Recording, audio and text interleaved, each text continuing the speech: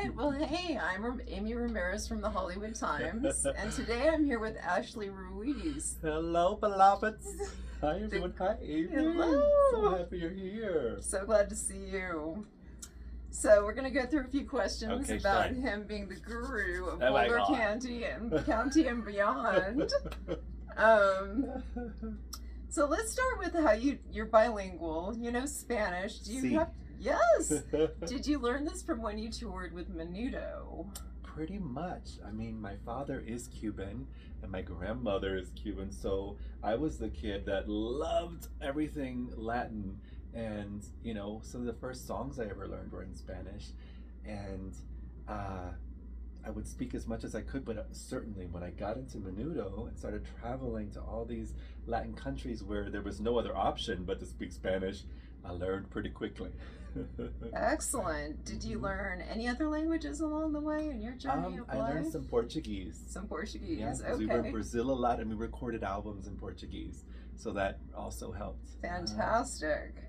So where or when do you believe that your intentional spiritual journey began? My intentional spiritual journey, I would say that began after my father passed away when I was 16. And, you know, that really brought me to a place of deep inquiry. And in that deep inquiry, you know, I had these profound experiences that completely shifted my perspective on life. So a couple of months after he passed away, we went to Machu Picchu to film a music video, which was amazing that we were going to go to spiritual Machu Picchu. Place, right. Yes. And we went in a helicopter, and when the helicopter landed and I got off the helicopter, I had one of those moments where I was no longer experiencing the moment, life, through the lens of my identity and my stories and my interpretations and my history, but there was just this vast open expanse of unwavering love, unshakable love. And it was a little alarming, especially for my manager and the producers, because all of a sudden I'm just like this, nothing but peace, nothing but love. And I had to film a music video, so I had a woman doing my makeup, and the tears were coming down because there was also like this melting of any walls that I had built up, any of the calluses that started to form around my heart. There was a softening, and there was just like, oh my God, we're all so precious, and we're all so innocent. You know, it was a moment of immediate retroactive forgiveness of everyone on the planet. You know, it's like noticing that the only world that we live in is the one that we create with our minds. We don't even see each other until we do. We see our projection, we see our story, we see our interpretation, and the moment we soften that, oh my God. So it was like all the things that people have done, they were only doing to themselves until they got a clue. And so there's just this innocence appeared. And that's when my intentional spiritual journey began. There was a real love affair with resting as presence, resting as silence, noticing that regardless of the circumstance or how many girls were screaming or how many concerts were on my schedule or other touring, I also was noticing that there was nothing but stillness. So I'd be sitting in a plane, and regardless of how fast it was saying that we were going, I would notice, oh my gosh, awareness isn't going anywhere. Awareness doesn't travel. Awareness doesn't come in or out. Awareness stable, present, reliable. And it was really beautiful. Omnipresent. Omnipresent. Yes. All right. Do you have it? Oh yes. When you your name Ash. How did that come about? From Ashley. When did that begin? It was so much fun. Well, you know, all throughout my life, because my name is Ashley, some people have called me Ash, and I never took it on or never saw it as like something separate from Ashley.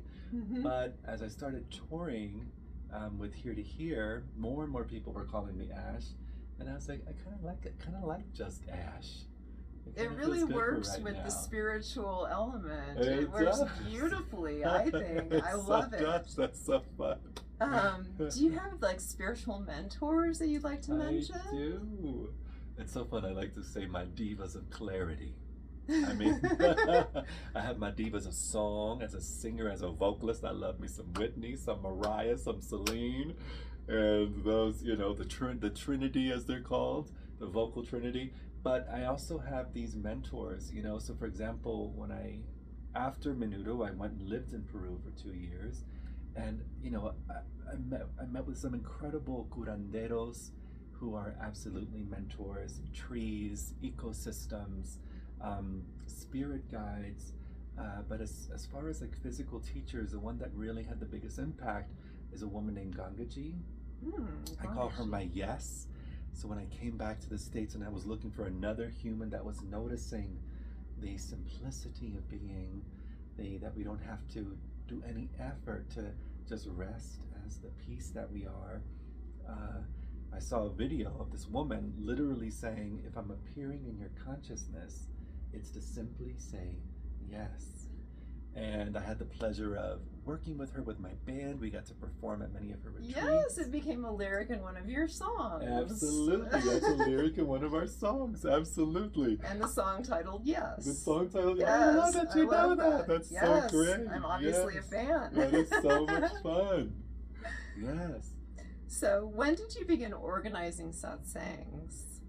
So that started happening spontaneously. Before I met Gangaji, there was a moment when I had moved back and I was working at Wild Oats before it turned into Whole Foods.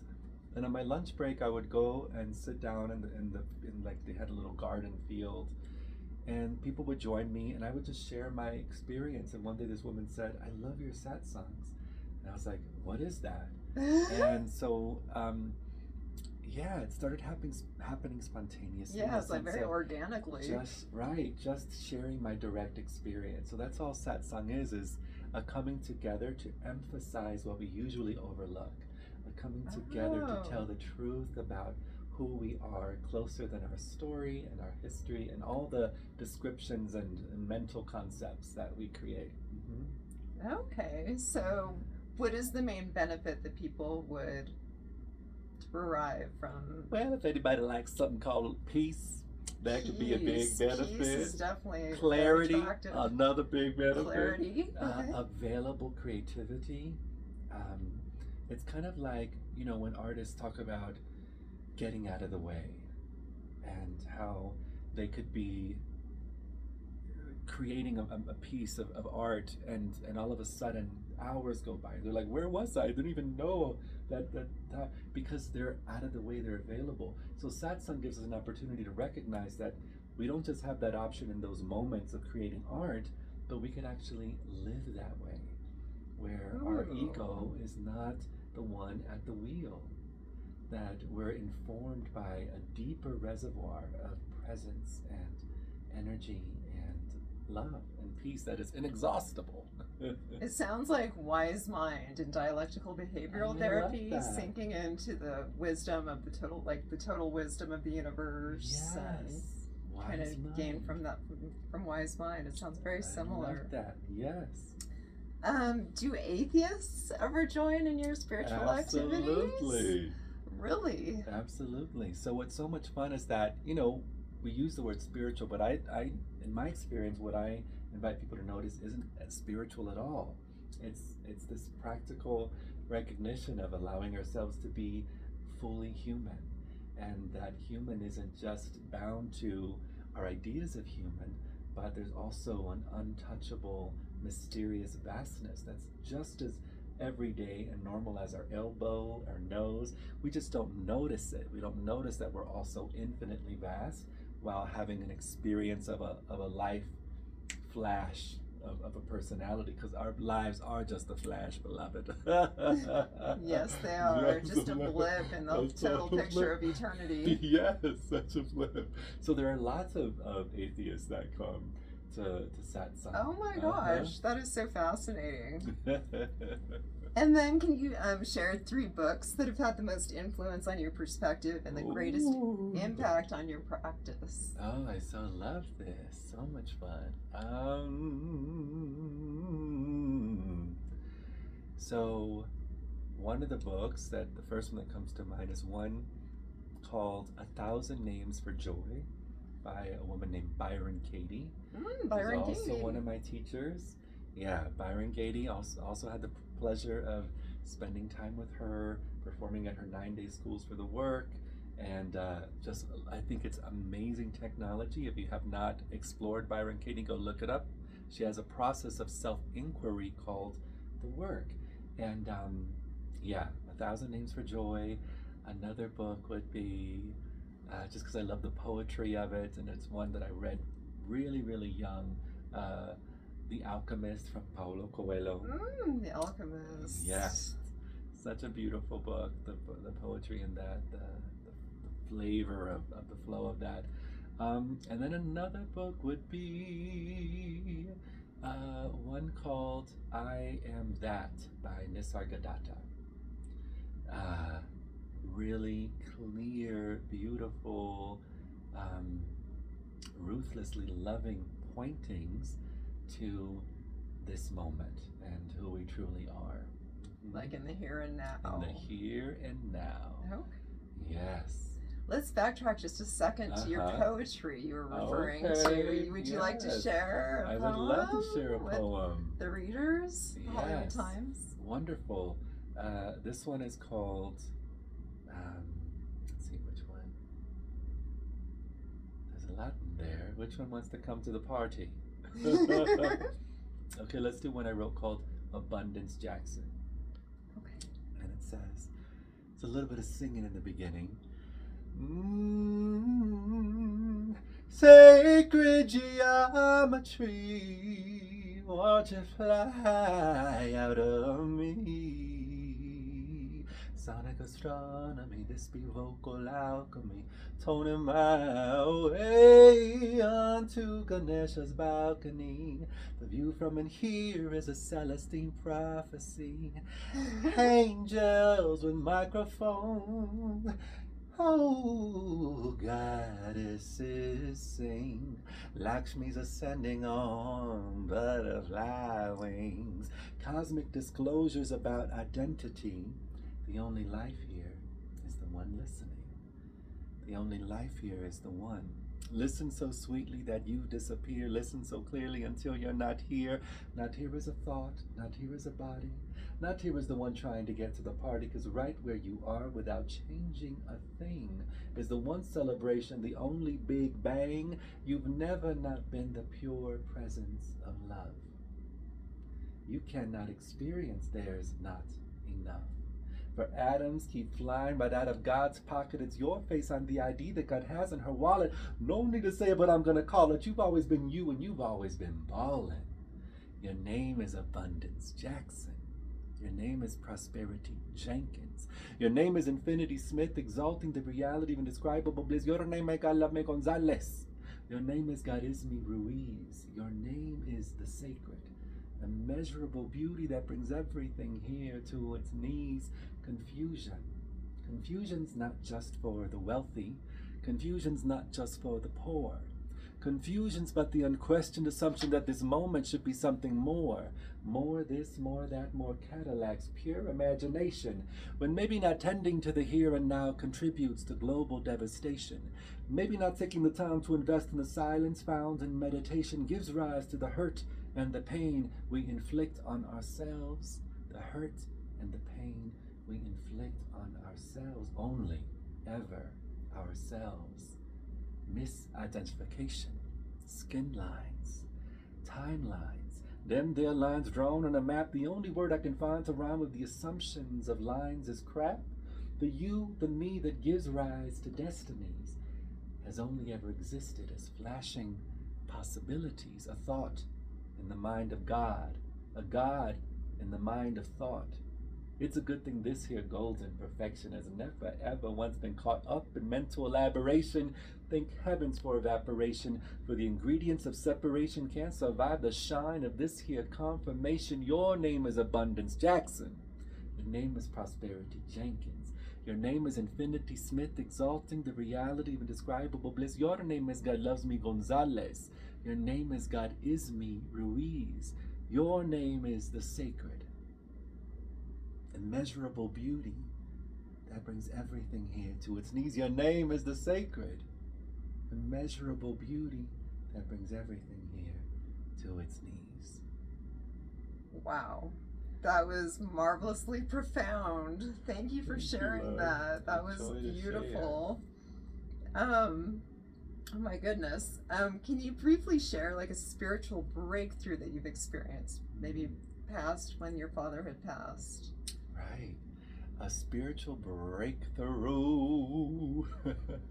One of the big ones for me was noticing the tendency mind has to want to recreate past spiritual experiences, and how in that we overlook the fundamental well-being that is always present.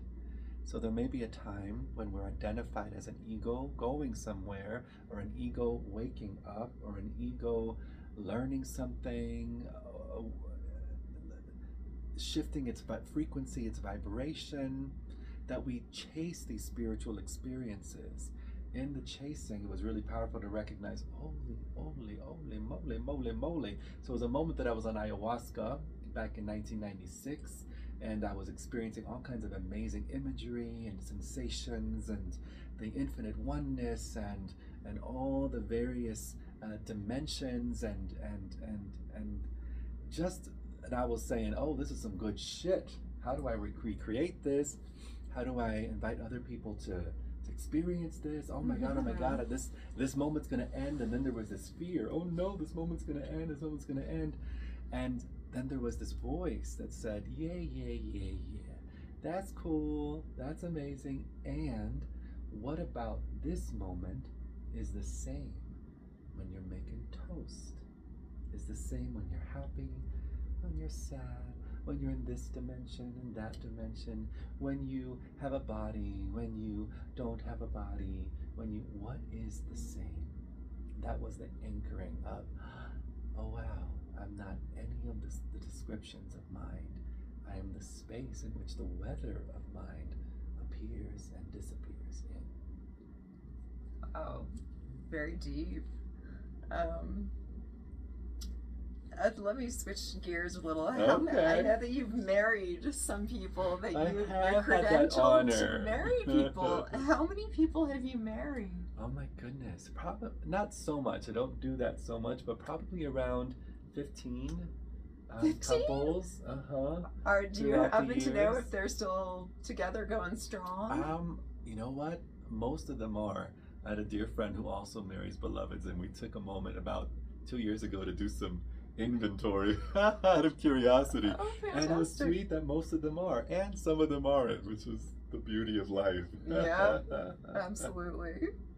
And where do you call home? You've lived in a few different places, yes. And you're originally from Florida. Originally from Florida. I mean, right now I call home Boulder, Colorado, Superior, Colorado. I love Colorado so much. It's so much fun to come home to. I travel so much, and I go to big cities all the time, and in tropical places. So I feel really honored and grateful and privileged that I get to do all this while I live here. But it's a fun place to come back home to, and bigger than the experience of Colorado and where my stuff is. And for me, home is always this moment, is my true nature. In my experience, I don't live in a place. The place lives in me. I don't move to a place. The place appears in me. And so I get to welcome everyone home and every place home. I haven't thought of it quite like that. Wow. So back to ayahuasca, you mentioned ayahuasca. I did. And so your first experience with that, you mentioned just a bit. How did that become part of your practice? Right. Well, I noticed how powerful of a permission slip it was to bypass our usual train of thought and reveal other ways of looking at things. And it's incredible, just one shift in perception and you're on a different planet. You're in a different world. It's so incredible how strong the mind is at convincing us of where we are, where we think and who we think we are. So I saw that to be really profound and couldn't wait to start working with it. But of course, at that time in 1996, it wasn't a household name like it Oh is wow, today. it was that far back. 96 was is when you were thinking of these things. Okay. Yes, yeah, and I really started in 2006. Beloveds from Peru came to Coconut Grove, Florida, and I did a 10-year anniversary ceremony, and was so amazed that the last one I did was with this tribe called the Shuar in the Amazon rainforest, and now I'm in this beautiful home in Coconut Grove, and we're doing this with buckets. Back when I did it, the technology of buckets hasn't been invented yet. In other words, we would just go to the bushes or whatnot. But that was an amazing experience. I became friends with the facilitators and the shamans, the curanderos, and I would start serving at least once or twice a year. But as a music, leader? yes, as a facilitator. Facilitator. Yeah, but music was always the main thing. But then back when the pandemic happened is when life really invited me. People were coming to me asking if I'd lead some ceremony, because I would always speak about what's never touched by the medicine. You know, sometimes the innocence of our ego takes the most sacred and co-opts it and corrupts it, turns it into its own religion of sorts. And I started noticing this happening in medicine communities, where instead of the medicine being something that unravels belief systems, revealing that which is closer than belief, true liberation, people were using the medicine as a way to indoctrinate people into different belief systems. And I thought that was a disservice to what the intention of the medicine is. And so as life just invited me, and I noticed that I said yes. So for the past, I guess this was in 2020, the past 5 years, I've been serving, doing multiple ceremonies a month, and getting a chance to meet with so many beloveds and watch the incredible transformations that ensue. It's been referred to as Mother Ayahuasca, is that right? Yes. And why exactly has it been referred to in that way? A lot of people experience the essence of it as a mother figure. That was something that came on later, introduced in via Western cultures. When I first did ayahuasca with this particular tribe, they didn't refer to it as mother. It was a spirit, an energy spirit of the rainforest. But I think it's beautiful to have that permission slip. You know, it's like we have this underlying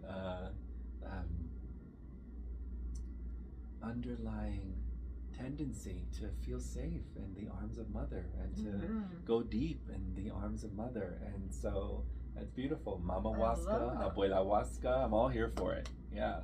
Excellent. For someone interested in taking an ayahuasca journey, what do you think is the single most important preparation for it? Wow, so preparation is really important with ayahuasca. You want to have your body prepared, because all the magic happens in your gut.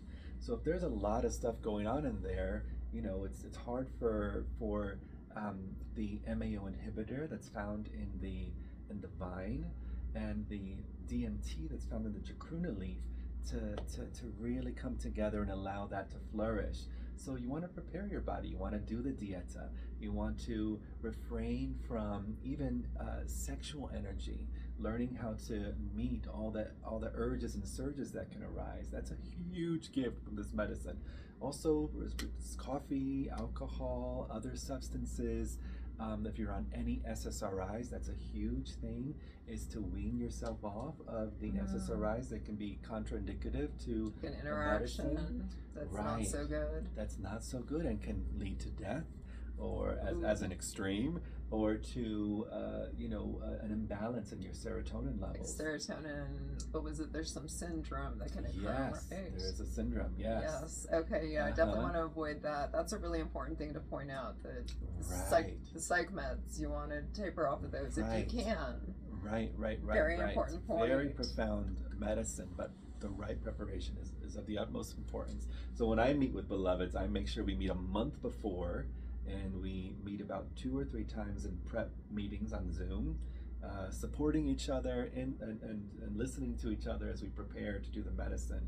And then after ceremony, it's very important to integrate. And so I meet with beloveds about 3 or 4 times after ceremony, once a week or once every other week, to integrate the experience, talk about the experience, allow it themselves to embody all of their realizations, and not just have it be something that happened on a mat once back in Boulder, Colorado, but they get to truly live what they realize.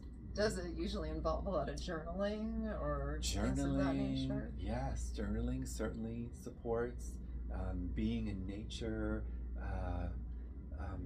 I also invite people to take the playlists and to do a ceremony without the medicine, but just create your own little nest and listen to the playlist that you've heard during the ceremony. And that also can allow for really deep insights and integration. Ooh. So, what motto would you say that you live by at this point in your life, at this present moment? What is the motto that I live comes by? To mind? I'm sure you've gone through probably phases of different ones, right? Yes, and what's so much fun is I never think of mottos, which is so much fun. I don't know. I just came up with this question. I love that because question. I really want to have like a take-home message. Oh, I so love that. For the readers. A take-home message for the readers. Yes. Regardless of circumstance, you are always the only thing you'll ever need and ever want. Wow. Thank you. Thank you for sharing. Thank you for answering all of these questions. Oh, I'm so happy that we get to hang out. Yes. Is there anything else that you'd want to add to our discussion that I haven't brought up? Well, one of the things that I really love is the importance of discovering that your afflictive feelings, thoughts, sensations aren't the enemy. They're allies. I call them energetic kale.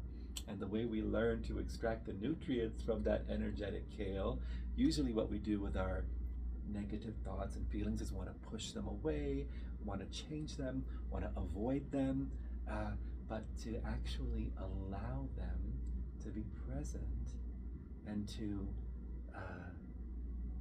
evolve at their own time, it's so powerful. You simultaneously discover their harmless nature while also discovering the unwavering stability that is your being.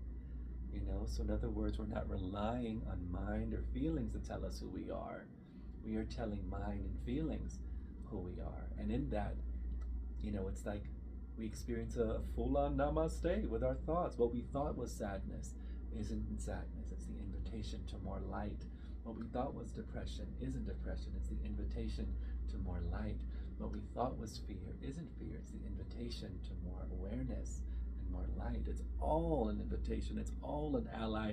It all serves. Wow. I love the dialectical perspective that this brings up. This is really fascinating. Thank you so much for being with me today and doing this. And so if people want to reach out to you, where should they go? You can go to my website, ashruiz.com, or you can go to my Instagram. I'm at Illusion Slicer on Instagram. You can find me on Facebook, Ash Ruiz. I would be delighted to connect and hear about your journey and your experience, and if there's any way that I can serve. Fantastic. Thank you, Ash. Thank you, love. So fun. So sweet. Yeah. Bye.